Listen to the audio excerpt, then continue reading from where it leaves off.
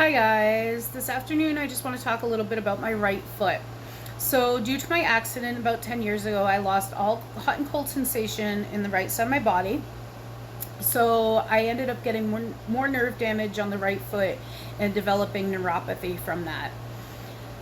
So those of you who suffer from neuropathy, I feel for you. It's horrible. The nerve damage is just intense, and it's like a tingling feeling when the nerves are really trying to rejuvenate or work down there or whatever they're doing. Several years after my accident, I actually was walking. I remember I was walking in the grocery store and I heard a crack. So, yep, my foot broke. Didn't feel it because I don't have that sensation. And when I finally went to the foot doctor, they said it was broken. I ended up developing Charcot foot. So it's basically a weakening of the bones. So your foot is more prone to break, and over time it can actually misshape your foot, which my foot's at that point. I thought it was a one-time thing, but it is something that actually stays with you. I was recently reading. They can perform surgeries. I have to look a little more into that. But that's not something that I can do right now. I'm concentrating on my eye. But so I got the Charcot foot, and then I ended up going to these ice castles in New Hampshire, and I wore boots, 2 pairs of socks, and a foot warmer. And because I don't have that sensation, I got frostbite. It was on March 1st, a little over 4 years ago. And I immediately went to the doctor the next day. They sent me to the wound care center. Amazing work at the wound care center.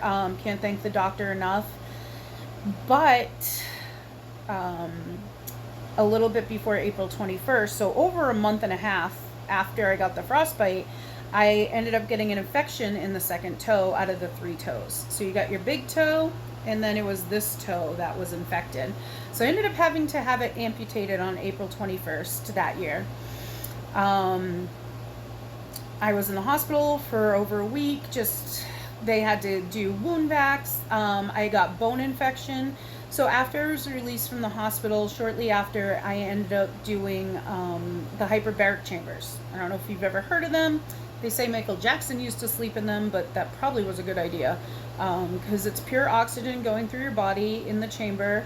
And I did that about 3 hours for 40 treatments, which took about half my summer. So after that, I seemed fine. The following winter, I ended up getting bone infection in the 3rd toe. So now we're down to 4 toes, and then this toe got bone infection, and they had to cut it open, take the bone out, some of the bone. So thankfully I didn't have to do the hyperbaric chambers again, but I am prone to getting bone infection in my foot, and that's never a good thing. I actually have like negative 45-degree boots now, so that I can avoid that situation from happening.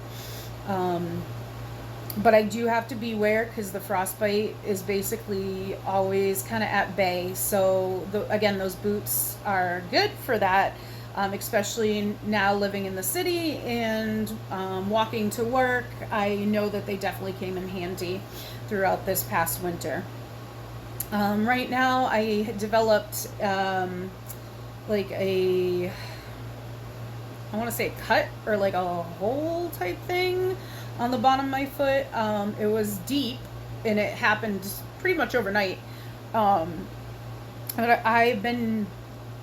it's been healing, and it's definitely not as deep. Hopefully the skin has started to heal over in some spots, excuse me, but not completely everywhere. So right now I'm wearing like a walking shoe, like the black medical shoe with the Velcro, which is throwing off my whole balance. My back, therefore, is in pain. But that's the deal with my right foot.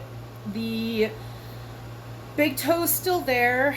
The middle toe looks like a heart at the top, so it actually looks like I have 4.5 toes if you're looking from a distance. Like my second toe's just kind of like hanging there. And it's kind of confusing. Maybe one day I'll show you guys. But that's the deal with my foot. And I know there's probably more to it. Oh, I also have like hammer toe now from that whole incident. So the last two toes kind of curl up, so I can get I can't think of the word. Never mind. But basically, it's really annoying because it rubs up against the top of your shoe. Also, I learned during my stint with this whole surgery back in 4 years ago that you can actually have 3 toes and be okay. As far as balance, it has nothing to do with your big toe, which is a myth that a lot of people know about.